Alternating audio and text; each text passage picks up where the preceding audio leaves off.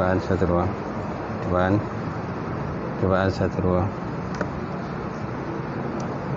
Cobaan 1 2. Cobaan.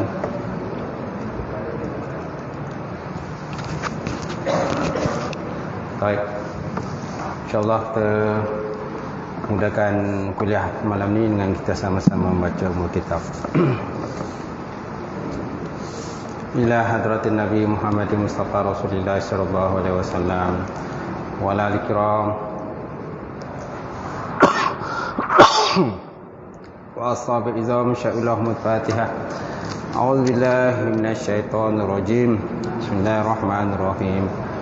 Alhamdulillahi rabbil alamin, arrahmanir rahim, maliki yaumiddin, iyyaka na'budu wa iyyaka nasta'in, ihdinas siratal mustaqim, siratal ladzina an'amta 'alaihim ghairil maghdubi 'alaihim waladdallin. Amin. Assalamualaikum warahmatullahi ta'ala wabarakatuh. Alhamdulillah wahdah saraqa wa'dah wa nasara 'abdah wa 'azza jundahu wa hazamal ahzaba wahdah. Asyhadu an la ilaha illallah wahdahu la syarika lah wa asyhadu anna Muhammadan 'abduhu wa rasuluh. Allahumma salli wa sallim ala sayyidina wa nabina wa maulana Muhammad imamil muttaqin wa qaidul mujahidin wa ala alihi wa sahbihi wa man da'a bi da'watihi wa sanna bi sunnatihi ila yaumiddin. Rabbi ishrah li sadri wa yassir li amri wa hlul 'uqdatam min lisani yafqahu qawli. Subhanaka la ilma lana illa ma 'allamtana innaka antal alimul hakim. Wala haula wala quwwata illa billahil alimul azim. Qala Allah Subhanahu wa ta'ala fil Qur'anil Karim ba'da auzubillahi minasyaitonir rajim. Bismillahirrahmanirrahim. Qul hal yastawil ladzina ya'lamuna wal ladzina la ya'lamun innama yatazakkaru ulul albab. Sadaqallahul azim. Maksudnya kata olehmu ya Muhammad, adakah sama orang-orang yang berilmu dengan orang-orang yang tidak berilmu? Hanya saja orang-orang yang menerima peringatan daripada Allah Subhanahu wa ta'ala, iaitu orang-orang yang diberikan akal yang sempurna oleh Allah. Waqala Nabi sallallahu alaihi wa ala alihi wa sahbihi wa baraka wa sallam, may yuridullahu bihi khairan yufaqihu fiddin. Maksudnya barang siapa dikenaki Allah Ta'ala kebajikan, saya diberikan kepahaman di dalam agama.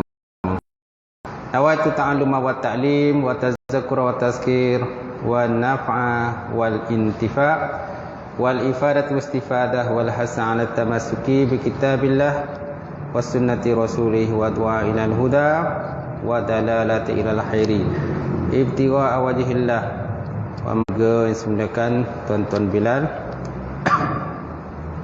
sebenarnya pengerusi masjid, jawatan kuasa masjid, sidang jemaah muslimin muslimat yang dirahmati Allah. Alhamdulillah, kita panjatkan puji dan syukur pada Allah kerana dengan izin Allah kita dapat bersama sekali lagi pada malam ini untuk kita menyambung kuliah sirah nabawiyah daripada kitab Rahimul Maktum. Kita berada di muka surat 45 hari itu, betul ya? Berkenaan dengan firman Allah Ta'ala itu, kita berhenti ke situ. Allah Ta'ala sebut dalam Quran, wala tankihu ma nakaha aba'ukum minan nisa'i illa ma qad salaf innahu kana fasyatan wa maqtaw wa sa'sabila. Hurriman alaikum ummahatukum wa banatukum wa khawatukum wa akhawatukum wa ammatukum wa khalatukum wa manatul akhi wa banatul ukh wa ummahatukum allati arda'nakum wa akhawatukum minar rada'ah wa ummahatun nisaikum wa rabaibukum allati fi hudurikum min nisaikum allati dakhaltum bihinna fa in lam takunu dakhaltum bihinna fala junah alaikum wa halailu abnaikum allazi min aslabikum wa an tajma'u bainal ukhtaini illa ma qad salaf innahu kana ghafurur rahima. Maksudnya dan janganlah kamu berkahwin dengan perempuan-perempuan yang telah diisterikan oleh bapa kamu. Walan tadkihu ma naka abaukum minan nisa illa ma qad salaf, kecuali apa yang berlaku dululah ketika masa jahiliah. Innahu kana fahishatan wa maqtaw wa sa'asabila. Sesungguhnya perbuatan itu, perbuatan mengahwin ini bekas isteri kepada ayah. Bekas isteri mana? Ibu lah kan. Bekas isteri kepada ayah. Sesungguhnya perbuatan itu satu perbuatan yang keji dan dibenci oleh Allah Subhanahu Wa Taala, serta menjadi seburuk-buruk jalan. Wasa'as sabila. Kemudian huriman alaikum ummahatukum. Kemudian diharamkan pada kamu berkahwin dengan perempuan-perempuan yang berikut. Pertama, ibu-ibu kamu sendirilah. Ummahatukum, mana ibu sendiri, ibu kandung kan. Haramkan pada kamu mengawinikan ibu-ibu kandung kamu sendiri. Wa banatukum, dan anak-anak kamu sendiri, anak-anak perempuan. Dia ada ta kan, wa banatu. Ta tu ta menunjukkan kepada muannas, perempuan. Anak-anak perempuan, wa banatukum. Wa akhawatukum. Wa akhawatukum, dan saudara-saudara perempuan kamu. Asalnya ukhtun ni saudara perempuan. Akhawatukum mana saudara-saudara. Saudara-saudara mana jamak lah, saudara-saudara perempuan kamu. Wa ammatukum, dan juga saudara-saudara bapa kamu. Wa ammatukum ni mana makcik lah. Ammah, ain mim ta, ammatukum. Dan juga makcik-makcik kamu sendiri. Wa khalatukum. Khalatukum, saudara-saudara ibu kamu. Ini sebelah ibu pula. Tadi sebelah bapa. Lepas tu sebelah ibu pula. Wa khalatukum wa banatul akhi. Banatul akhi, saudara, anak saudara kamu yang lelaki. Wa banatul akhi, anak saudara lelaki, anak saudara perempuan lah. Anak saudara kamu yang lelaki. Anak-anak saudara kamu yang lelaki. Betul tak? Wa banatul akhi, wa banatul ukhti, dan anak-anak saudara perempuan. Wa banatul ukhti. Wa ummahatukum allati arda'nakum, dan juga ibu-ibu kamu yang telah menyusukan kamu. Mana ibu susu? Ibu susu lah. Sama ada ibu kita sendiri ataupun bukan ibu sendiri, tapi ibu susu, mana pernah menyusu dengan orang itu, dengan perempuan tadi. Maka haram juga kita berkahwin dengan ibu susu.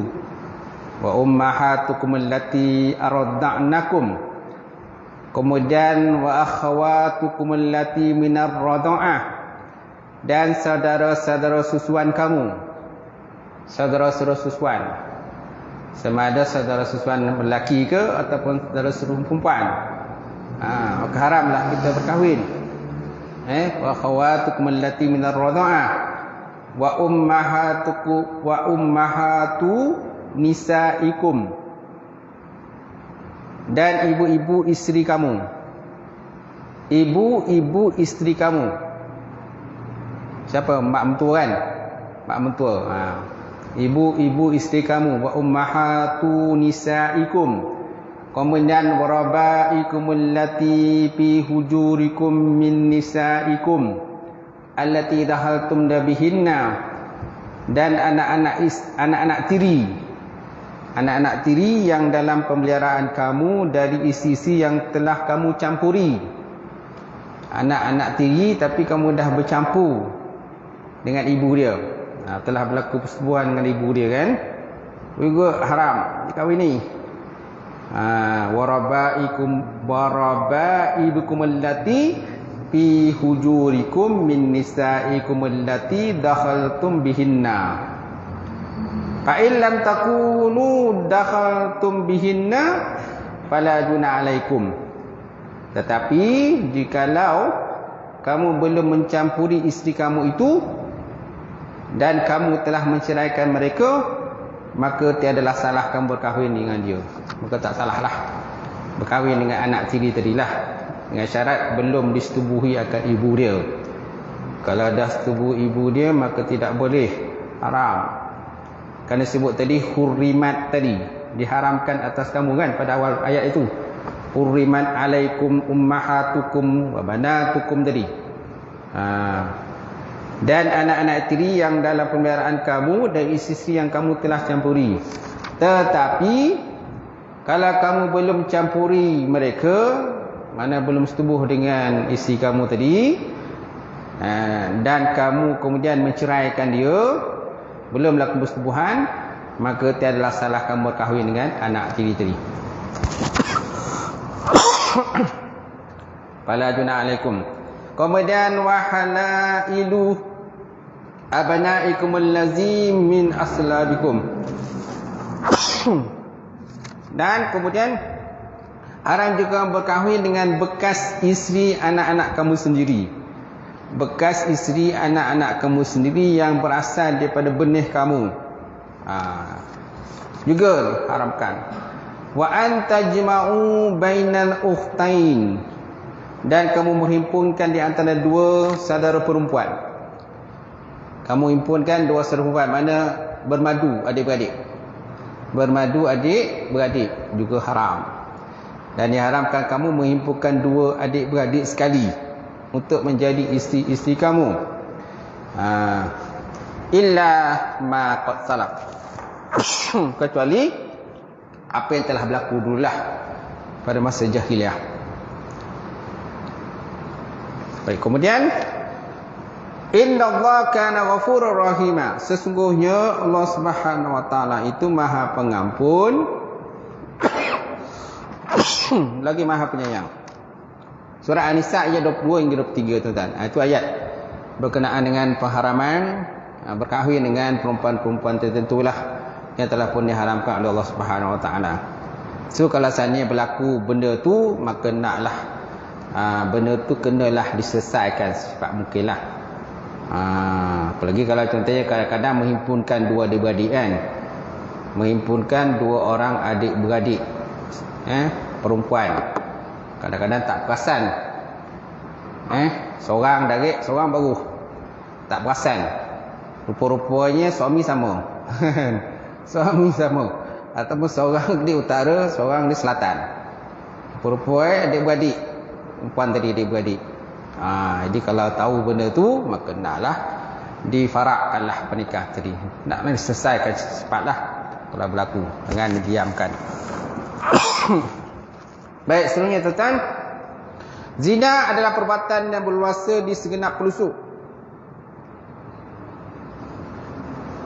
Kita tak dapat mengaitkan perzinaan itu terhadap satu kabilah tanpa satu kabilah yang lain, dia kata. Dia kata tak boleh nak kaitkan satu kabilah tanpa kaitkan dengan kabilah yang lain. Begitu juga dengan satu gulungan dengan tanpa gulungan yang lain. Mana kait mengait lah. Kait mengait antara satu sama lain. Jadi maknanya nak menyatakan zina itu meluaslah. Meluaslah perkara tadi. Namun begitu masih terdapat beberapa individu di kalangan lelaki dan wanita yang menjaga kehormatan mereka dan enggan terjebak dalam amalan tersebut. Jadi maknanya bukan semualah. Bukan semualah yang kata terlibat dalam perzinaan tadi, yang dia punya taraf hidupnya, moral dia tu rendah. Ada yang moral tinggi, Contohnya isteri baginda Rasulullah SAW sendirilah sebelum tu. Itulah Siti Khadijah binti Al-Khuwailid kan. Siti Khadijah Al-Khuwailid. Dia seorang perempuan bangsawan. Dia tak pernah terlibat dalam kezinaan dan sebagainya. Itu sebabnya Allah Ta'ala pilih dia menjadi isteri kepada baginda Rasulullah SAW. Kalau seandainya dia ni pun sama juga, Siti Khadijah ni jenis orang perempuan lacu, jenis moralnya rendah dan sebagainya, so sudah tentu tidak akan dipilih menjadi isteri baginda Rasulullah SAW. Mestilah orang yang lain. Tapi apa yang berlaku, itulah isteri baginda Rasulullah, isteri yang pertama. Dan Nabi sangat menyayangi Siti Khadijah, sehingga kan ketika Siti Khadijah telah wafat pun masih isteri Nabi masih menyebut-nyebut nama Siti Khadijah. Sehingga kan timbullah orang kata perasaan cemburu kepada Siti Aisyah. Maka Nabi kata, dia kata kan, dialah perempuan yang pertama beriman sebelum yang lain beriman. Jadi Nabi pun dekaplah Siti Khadijah. Kenapa nak sebut-sebut Siti Khadijah tu? Dia dah mati dah, tak ada dah. Sebutlah nama yang ada kan. Itulah. Kami ni kan ada, masih hidup lagi. Kenapa nak sebut nama Siti Khadijah? Mana timbullah perasaan cemburu lah kepada orang perempuan. Jadi Nabi kata kan, dialah orang yang pertama sekali beriman sebelum orang lain beriman. Dialah orang yang telah menghabiskan hartanya untuk menyokong perjuangan aku, kata Nabi. Dan dialah yang melahirkan anak-anakku. Dialah berikan anak. Sedangkan daripada yang lain tidak ada anak. Sedangkan yang lain tidak ada anak. Anak semuanya lahir daripada Siti Khadijah binti Khuwailid. Itulah itulah kelebihan Siti Khadijah. Baik. Baik, seterusnya, orang-orang yang merdeka lebih baik keadaannya daripada golongan hamba. Jadi dalam masyarakat Arab Jahiliyah masa itu, mereka pun ada bermacam kasta jugalah. Ada yang hamba, ada yang pertengahan, ada orang kaya, bangsawan dan sebagainya. Yang biasa terlibat dalam kes-kes berzinaan ni, kan, pelacuran dan sebagainya, ini orang darjah deratnya hamba lah, golongan hamba, derajat yang rendah lah, martabat mereka rendah. Kerana mereka ni tak ada duit. Orang miskin tak ada duit kan, jadi sangat mudahlah dipergunakan oleh orang kaya untuk mendapat keuntungan. Gitu. Jadi orang yang merdeka lebih baik keadaannya pada golongan hamba. Kebanyakan terlibat dalam perzinahan itu ialah golongan wanita hamba, disebut. Golongan hamba yang banyak terlibat dalam kes-kes perzinahan disebabkan oleh kemiskinan yang mereka hadapi. Itu sebabnya miskin pun susah juga, kaya pun susah juga, banyak sangat duit pun payah juga nak urus. Menimbulkan orang kata sakit hati daripada orang miskin. Kemudian miskin pun susah juga, rasa merempat lah sana duduk sana sini, merempat. Kais pagi makan pagi, kais petang pergi petang. Sampai ada yang menjual diri ataupun memuruah diri untuk menyara kehidupan. Gitu. Baik, seterusnya, yang nyatanya kebanyakan masyarakat Jahiliyah tidak menganggap perbuatan zina itu sebagai sesuatu yang memalukan, dia kata. Zina dah berleluasa, jadi mereka anggap tu benda tu biasa lah. Biasa je berzina ni, tak ada masalah, dia kata. Sebab apa? Masa tu tidak ada Nabi dan tidak ada Rasul. Tidak ada siapa yang nak menegah dan juga melarang. Sebab Nabi pun belum dilahirkan lagi masa itu. Dan kalau Nabi lahir pun belum dilantik sebagai Nabi dan juga Rasul. Bila dah dilantik sebagai Nabi dan Rasul, barulah adanya turunnya ayat berkenaan perintah. Turunnya ayat berkenaan larangan Allah Subhanahu Wa Taala. Wala taqrabuz zina innahu kana fahsyatan wa sa'a sabila. Jangan kamu hampiri perbuatan zina, kerana zina adalah satu perbuatan yang keji dan juga seburuk-buruk jalan. Betul tak? Kemudian orang berzina pun akan dirotan 100 kali rotan kan. Itu juga dengan pengharaman arak. Dia tidak secara total sekaligus haram, tapi diharamkan secara berperingkat-peringkat. Tuan-tuan. Kalau sebelum tu benda tu biasa je. Biasa je. Kan? Botol-botol arak ni biasa je dalam rumah mereka, tak ada masalah. Macam tu. Baik. Yang nyatanya kebanyakan masyarakat Jahiliyah tidak menganggap perbuatan zina itu sebagai perbuatan yang memalukan. Abu Daud meriwayatkan daripada Amru bin Shu'aib. Amru bin Shu'aib an abihi daripada bapanya, an jaddihi daripada datuknya, qala qama rajulun. Berkata ia, satu hari telah berdiri lelaki. Faqala ya Rasulullah, inna fulanan ibni. Ada seorang lelaki tuan-tuan, satu hari dia bangun diri di depan Nabi. Dia kata, ya Rasulullah, inna fulana ibni. Sesungguhnya si fulan tu anak lelakiku. Kemudian wa ahartu bi ummihi fi jahiliyah. Dia kata, si fulan tu anak lelakiku hasil perzinaanku dengan seorang hamba pada masa jahiliah. Faqala Rasulullah SAW, maka Nabi Muhammad SAW pun bersabda, dia kata, la da'wata fil Islam, zahaba amr jahiliyah, walad lil firash, walil ahir al hajar. Al hajar ataupun al hajar. Apa sabda Nabi SAW? Dia kata, la da'wata fil Islam, tiada dakwaan anak dalam Islam. Tiada dakwaan anak dalam Islam. Zahaba amrul jahiliyah, telah berlalu masa jahiliyah. Al-walad lil firash, anak itu bagi tilam. Maksud anak bagi tilam, maksud anak bagi tilam itu isteri perempuan itu yang sah sekarang. Anak itu untuk suami perempuan itu yang sah sekarang. Anak itu untuk suami perempuan yang sah itu sekarang. Jadi kemudian walil akhir maknanya untuk penzina, al-hajar. Hajar ni maksudnya terdinding lah, terhijab. Terdinding atau terhijab maknanya anak tadi tak boleh lagi dinisbahkan kepada suami dia tadi, lelaki yang telah menzinakan perempuan itulah. Lelaki yang telah menyebabkan anak terlahir pada masa jahiliah. Pada masa jahiliah. So maknanya masa jahiliah pun adanya perkahwinan. Ada perkahwinan dan ada yang bukan perkahwinan, walaupun masa itu jahiliah. Masa yang sebelum ini ada 4 kategori perkahwinan kan? Ada 4 kategori perkahwinan pada masa jahiliah. Di muka surat 44 lagi tu kita dah bahas. Kan? Jadi maknanya ada perkahwinan yang diiktiraf dan ada perkahwinan yang tidak iktiraf, walaupun masa itu jahiliah. Yang perkahwinan tak iktiraf itu maka dikatakan macam zina. Zina juga. Yang tak iktiraf, yang iktiraf maka dikatakan tidak zina. Gitu. Jadi ada seorang laki-laki ini mendakwa bahawa ada seorang anak itu, ada anak itu pada seorang perempuan. Dan anak itu dia kata, itulah anak aku. Dan anak itu sebenarnya hasil perhubungannya perempuan itu pada masa jahiliah.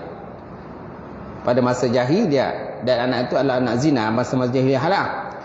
Jadi dia nak dakwa anak itu anak dia, apalagi anak lelaki kan. Apalagi anak lelaki. Anak lelaki itulah orang kata, maknanya kalau Arab ni kalau anak lelaki tu banggalah. Banggalah anak lelaki tu. Macam tu. Kalau anak dapat anak perempuan ni tak banggalah. Monyok kan. Monyok yang muram kan, masam yang muka. Jatuh air muka lah kalau dapat anak perempuan ni, sedih kan. Tapi bila dapat anak lelaki, wah, semangat macam tu. Sampaikan ada yang sanggup mengkorbankan anak dia. Contohnya yang berlaku, yang kata datuk kepada Nabi Muhammad SAW, iaitu Abdul Muttalib. Abdul Muttalib sendiri kan ada mempunyai 10 orang anak lelaki. Asalnya ada 9 orang anak lelaki. Asalnya 9. Dan dia bernazar, kalau seandainya dia mendapat anak yang ke-10 lelaki-lelaki, maka dia nak korbankan ke Kaabah. Dia nak korbankan ke Kaabah. Tutup dia dapat anak laki-laki yang ke-10 namanya Abdullah. Namanya Abdullah. Iaitulah ayah kepada baginda Rasulullah sallallahu alaihi wasallam sendiri. Itu kisah dia panjanglah berkenaan Abdullah ni. Dan disebabkan oleh Abdul Talib dah bernazar, dia mesti korbankan salah seorang anak lelaki tadi. Sampai betul sekali lah. Ini nak menyatakan hebatnya anak lelaki itu sanggup dikorbankan seorang, tuan-tuan. Sanggup dikorbankan untuk Kaabah. Demi nak nyatakan cantik, bagusnya, hebatnya bila ada anak lelaki, tuan-tuan. Baik. Seterusnya kita tengok tadi, la da'wata fi Islam. Tiada lagi seruan anak pada masa Islam. Yang mana anak telah lahir pada masa jahiliah. Zahaba ahlul jahiliah, dan telah berlalulah masa jahiliah. Al-walad lil firash. Anak itu disebabkan kepada suami yang sekarang ini. Suami yang masa selepas Islam. Suami perempuan tadi. Walil akhir al-hajar. Dan bagi lelaki yang telah mustubuhnya waktu jahiliah itu, maka dia terhijab. Dia tak boleh dapat anak tadilah. Gitu. Baik. Jadi berkaitan hal ini terdapat kisah yang terkenal, iaitu perbalahan antara Sa'ad bin Abi Waqqas dan Abdullah bin Zam'ah berkaitan dengan anak hamba wanita Zam'ah, iaitu Abdurrahman bin Zam'ah. Cuma tak adalah disebut berkenaan dengan kisahnya di sinilah. Saya pun tak sempat nak cek tadi. Seterusnya, tuan-tuan, hubungan seorang lelaki dengan anak-anaknya pula beraneka bentuk. Ada di kalangan mereka yang menyatakan, dia kata sesungguhnya anak-anak kita di kalangan kita. Dia kata sesungguhnya innama auladuna bainana. Dia bahasa Arabnya. Situ tak ada dia tulis.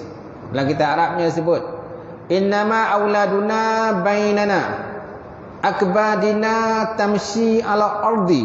Dia kata sesungguhnya anak-anak kita di kalangan kita adalah jantung hati kita yang berjalan di atas bumi. Ini nak menyatakan tentang nilai anak. Nilai anak, kebagusan anak tadilah.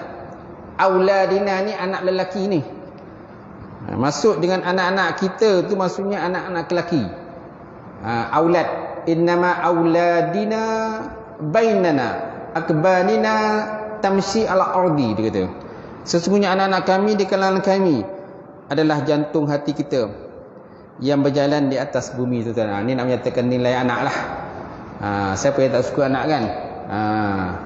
Apalagi kalau anak orang dah lama kahwin. Orang dah kahwin 10 tahun, 20 tahun tapi tak ada anak. Bila dapat anak tu, dapat pula kembar saja, tuan-tuan. Sebelum tu tak dapat anak. Sebelum tu seorang pun tak muncul. Macam-macam, berubat sana, berubat sini, doa sana, doa sini, jumpa ustaz tu, jumpa ustaz sini, doktor tu, doktor ni. 10 tahun, 20 tahun tak ada anak. Tiba-tiba tuan-tuan masalah bagi anak. Kan? Berderet dia keluar. Kembar saja, kembar tuan-tuan. Masya Allah, tuan-tuan. Ada pula dapat seorang je. Hidup 20 tahun tapi dapat seorang je. Bila lah ada juga walaupun seorang. Gitu. Ada yang tak ada anak langsung. Sunyi je dalam rumah kan. Sunyi je. 2 orang dalam rumah. Kadang boring. Kan? Nak bercakap pun tak ada mood. Tak ada mood nak bercakap, tuan-tuan. 2 orang dalam rumah. Cicak jatuh pun dengar. Macam tu. Tikus lalu pun dengar. Macam tu. Lalas ambil anak kucing. Kan? Ambil kucing sebelum anak kucing banyak-banyak, tuan-tuan. Baik. Ada di kalangan mereka yang menanam anak perempuan hidup-hidup kerana bimbangkan keaiban dan kesukaran untuk nak biaya lah. Ini nak menyatakan tentang martabat perempuan terjatuh lah. Tidak ada nilai lah pada masa Arab Jahiliah. Tapi kalau ada anak laki-laki, wah, semangat. Apalagi anak yang boleh laki pergi perang pula. Kau Arab suka perang. Sikit yang masalah akan perang. Sikit masalah perang. Bila ada anak laki ni, wah, sonok. Sonok laki kan. Bila anak perempuan, oh lama sedihnya, kecewanya kan. Kenapalah aku tak dapat anak lelaki. Macam tu. Jadi sebagaimana yang berlaku pada Omar sendirilah. Omar sendiri pun dia tanam anak perempuan dia duduk dalam. Kan? Walaupun dalam hatinya ada perasaan kasih dan sayang pada anak perempuan, dah anak sendiri, gitu tak? Anak sendiri paling tidak pun mestilah ada sikit sebanyak sayang pada anak.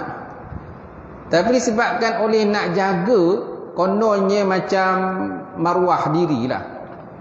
Arab Jahiliyah masa tu siapa ada anak perempuan ni macam dipandang rendah macam tu.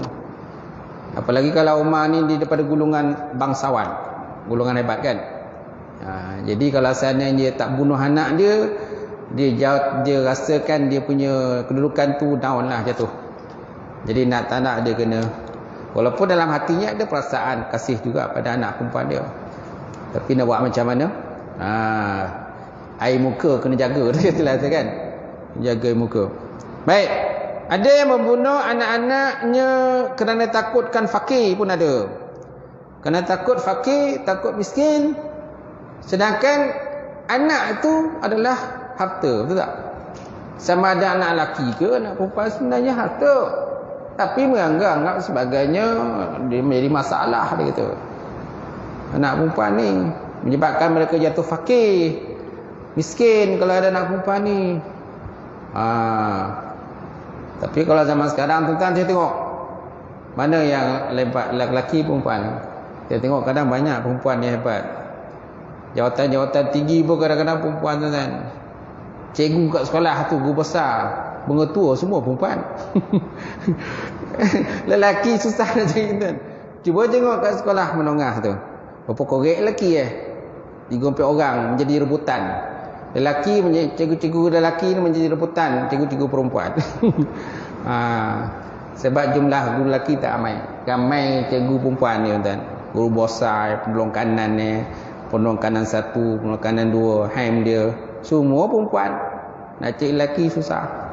Dan bila dapat guru lelaki tu, giang betul cikgu dapat guru lelaki.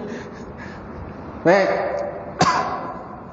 Besoknya Allah Ta'ala sebut dalam Quran, ta'alau atlu ma harrama rabbukum alaikum alla tusyriku bihi syai'a wa bil walidaini ihsana wa la taqtulu auladakum min imlaq nahnu narzuqukum wa iyyahum wa la taqrabul fawahisha ma zahara minha wa ma batan wa la taqtulun nafsal lati haramallahu illa bil haqq dzalikum wasaqum bihi la'allakum ta'qilun. Surah Al-An'am ayat 151. Tuan-tuan, apa Allah Ta'ala sebut dalam Quran? Dia kata, ta'alau, marilah. Ta'al, marilah. Atlu ma harama rabbukum alaikum. Marilah aku bacakan apa yang telah diharamkan Allah Ta'ala kepada kamu. Alla tusyriku bihi syai'a. Janganlah kamu melakukan syirik kepada Allah Ta'ala. Jangan syirik kepada Allah Ta'ala walaupun satu.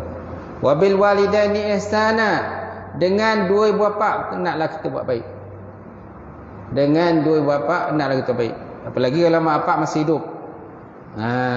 Kalau mak bapak dah meninggal, macam mana nak buat baik? Tak boleh dah. Kecuali kita buat pahala untuk diri lah. Kita wakafkan sesuatu untuk mak ayah kita. Tak tahu lah. Ataupun kita doa lah. Diluaskan syurga kubur dia. Itu ialah apa kita boleh buat. Dia dah meninggal. Buntung siapa mak ayah ni masih hidup. Walaupun mak ayah terlantar macam tu. Itu sebenarnya peluang untuk kita buat baik. Biasalah kadang-kadang tua-tua ni kadang-kadang kita silap sikit kan dia bongi. Kan? Silap sikit kan dia tongking gitu. Silap sikit kan dia marah gitu. Tu jangan kita ambil hati lah. Itu jangan kita ambil hati. Kadang-kadang ada kadang kita ni kadang ambil hati. Bila mak ayah bongi dengan dia, marah, cabut, lagi daripada rumah, tak boleh balik, tak kontak, tak hubungi. Itu. Kemudian, wala taqulu auladakum min imlaq. Jangan kamu bunuh anak-anak kamu kerana ditakutkan fakir. Takut fakir, takut apa? Jangan kamu bunuh anak-anak kamu sebabkan kamu takut fakir. Kemudian nahnu narzukukum wa iyyakum. Padahal kami yang bagi rezeki pada kamu dan anak-anak kamu. Siapa yang bagi rezeki sebenarnya? Allah Ta'ala. Walaupun zahiriatnya kita nampak kita yang bekerja cari duit, siang malam pagi petang bekerja. Zahiriat nampak kita ni cari duit. Tapi yang bergerakkan rezeki itu ialah Allah Subhanahu Wa Ta'ala. Kalau Allah Ta'ala tak gerakkan rezeki untuk kita, macam mana kita usaha pun memang tak dapat. Macam mana kita usaha pun memang tak dapat. Tapi sebabkan Allah Ta'ala ni Maha Pengasih, Maha Penyayang pada hamba-Nya, hatta ulat dalam batu pun tetap dapat rezeki pun tak lah. Tapi yang penting usahalah.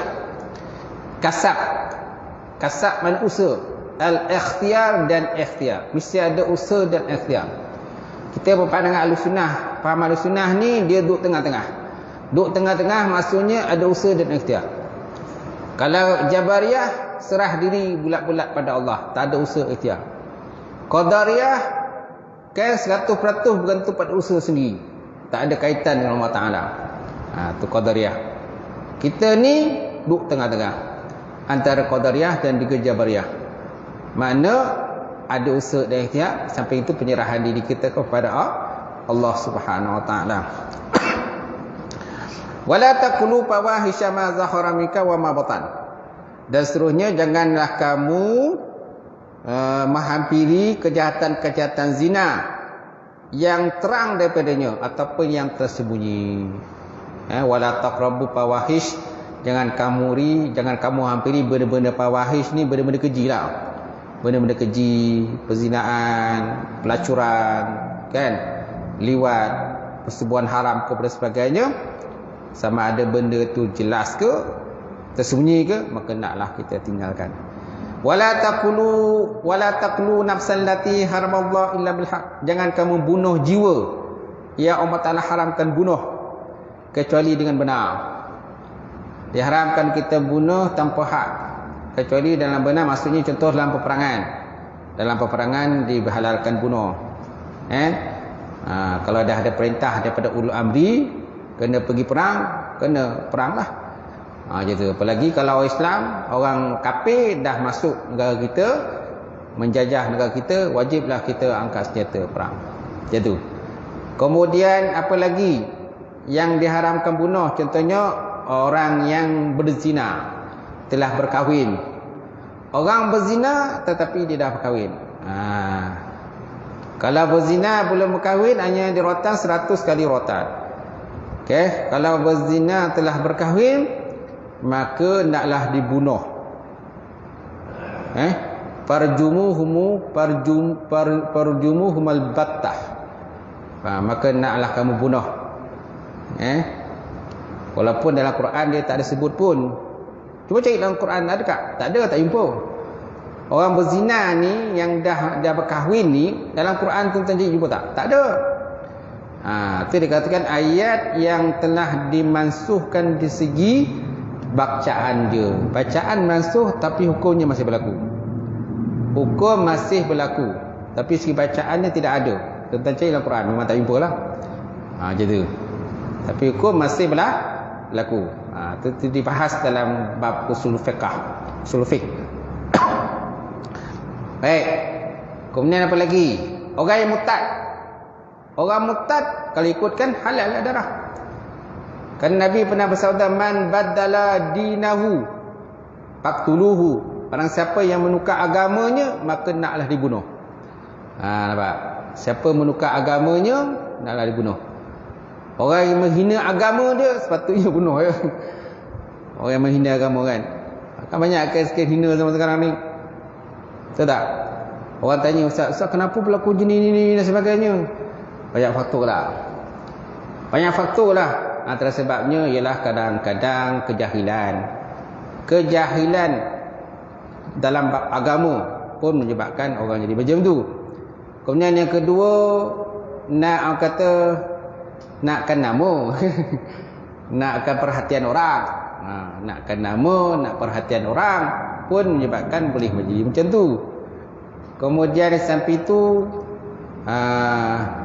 nakkan benda lain lah.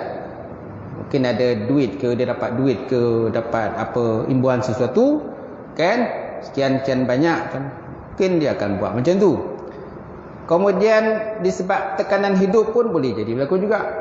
Masalah tekan hidup kan, kecewa sana, kecewa sini pun boleh jadi berlaku juga. Kemudian gila pun boleh juga. Gila kan, dia punya wire dah short, pun boleh juga berlaku macam tu. Nampak? Kemudian pengaruh media sosial, lepas tu tak bercampur dengan orang, tak pergi mengaji, tak pergi belajar, tak pergi berguru dan sebagainya. Ini pun antara faktor-faktor juga yang menyebabkan orang berlaku macam tu. Stres pun macam tu juga, boleh juga. Stres, kajak stres pun boleh macam tu. Kan? Adanya orang ketiga yang mempengaruhi pun boleh menyebabkan macam tu juga. Golongan-golongan tertentu yang mempengaruhi dia, menguasai diri dia, menyebabkan banyak faktor lah. Nak kena cek balik lah, cek speksa balik apa berlaku macam tu. Tapi kalau dari segi hukum dunianya, kalau dari segi hukum syarak, hukum dunianya, maknanya kalau dah berlaku macam tu terang-terangan, wajiblah diperangi. Dah tahu benda tu kan, wajiblah diperangi dan suruh dia bertaubat kepada Allah Ta'ala. Gitu.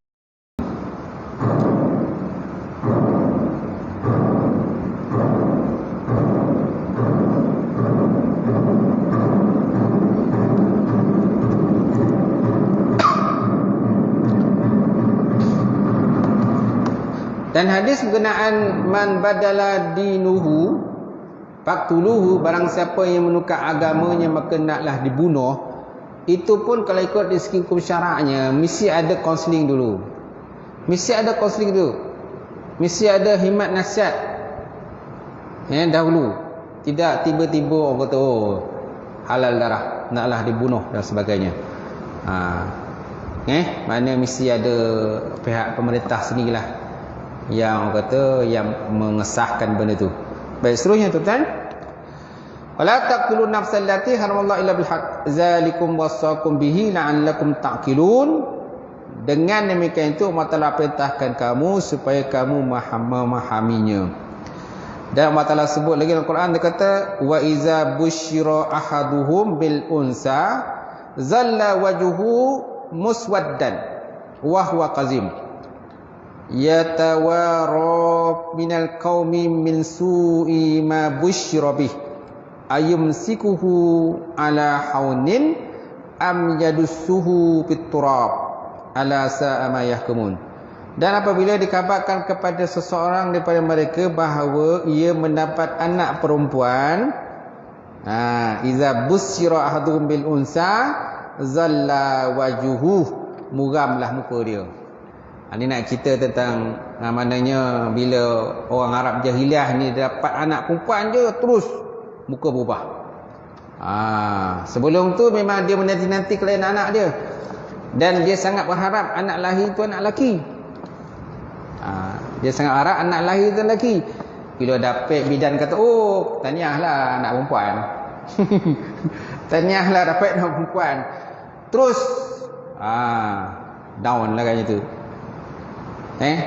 Mungkin ada yang pengsan dan sebagainya, tak tahu. Jadi muram muka tersebut sini zalla wajhuh muswaddan wa huwa qazim.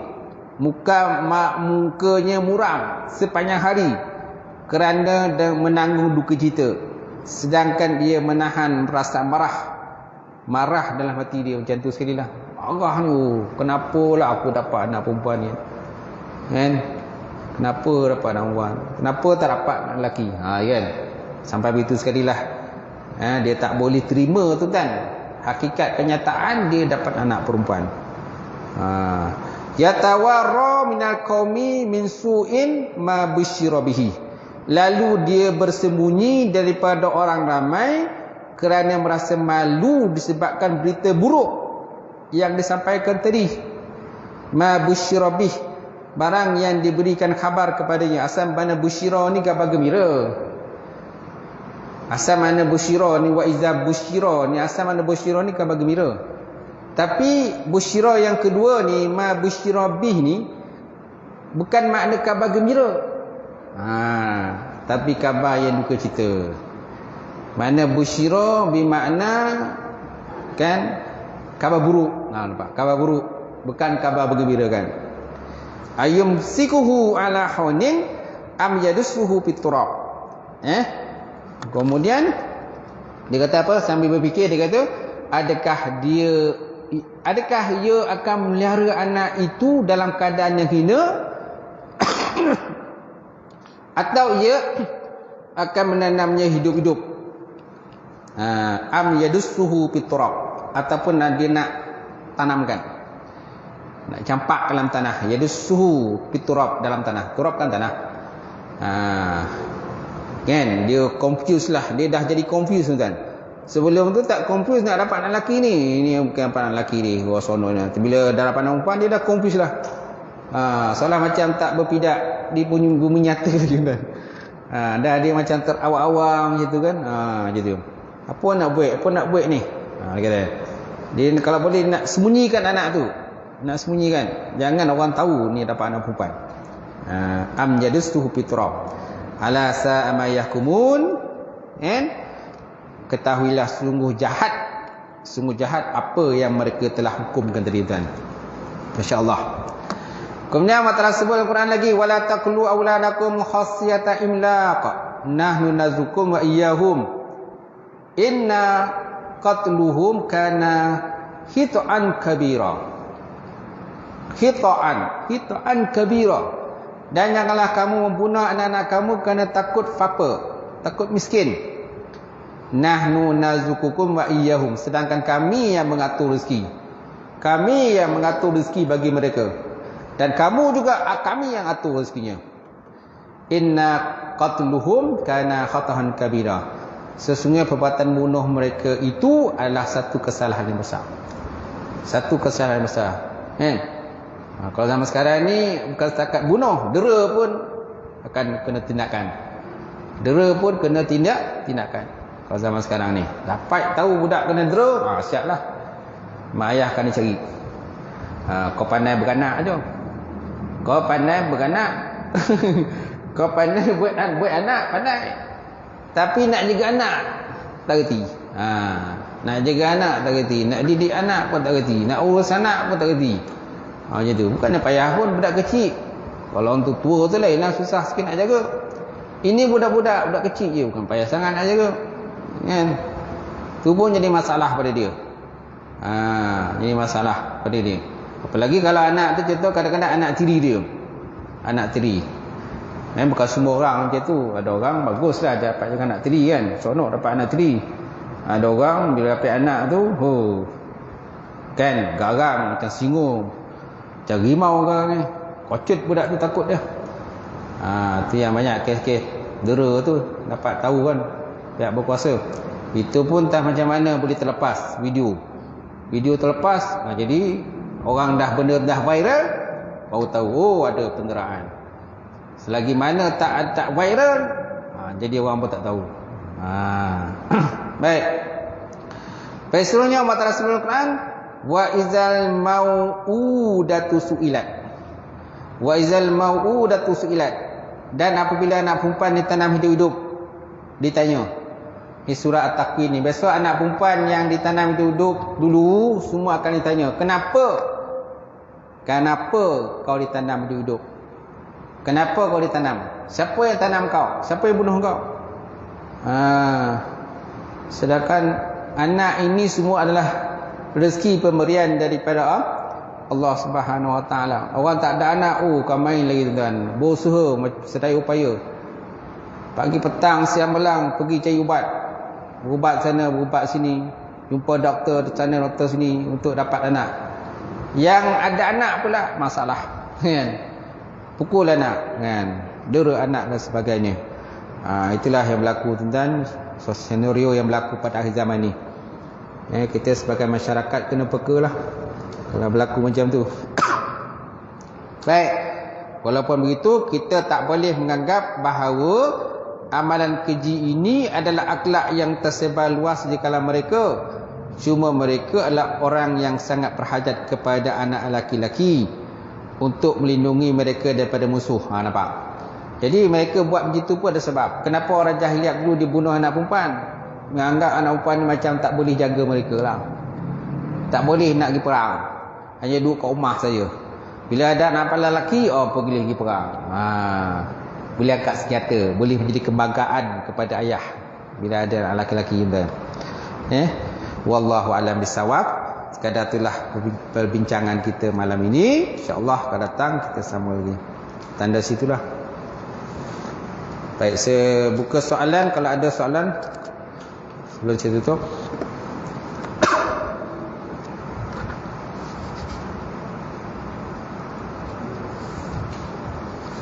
Tak ada? Alright. Auzubillahi minasyaitonir rajim. Bismillahirrahmanirrahim. Alhamdulillahirabbil alamin wassalatu wassalamu ala asyrafil mursalin wa ala alihi washabbihi ajmain.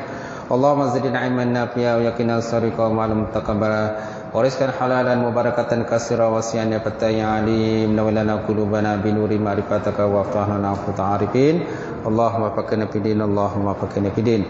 Allahumma ja'al hadza jam'al marhuma wa tafarruqana min ba'dihi tafarruqan ma'suma. Rabbana iftah bainana wa baina qaumina bil haqq wa antal fatihin. Rabbana ighfir lana dzunubana wa kaffir 'anna sayyi'atina wa tawaffana ma'al abrar. Rabbana ma wa'atana li rusulika wa la tuzina yaumal qiyamah innaka la tukhliful mi'ad. Rabbana atina fid dunya hasanah wa fil akhirati hasanah wa qina azabannar. Subhana rabbika rabbil izzati amma yasifun. Wassalamu alal mursalin. Alhamdulillahi rabbil alamin. Taqabbalallahu minkum.